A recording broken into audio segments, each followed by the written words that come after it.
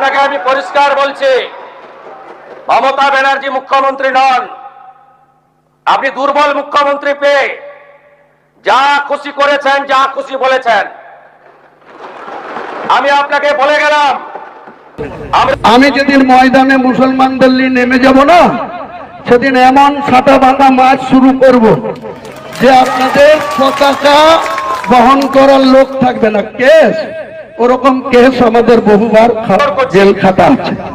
এত বড় ক্ষমতা আপনাকে কেউ দেয়নি। কান খুলে শুনে রাখুন, আপনাকে এইভাবে ধমক হুমকি বেপরোয়া লাগাম ছাড়া কথা বলতে দেব না, দেব না, দেব না।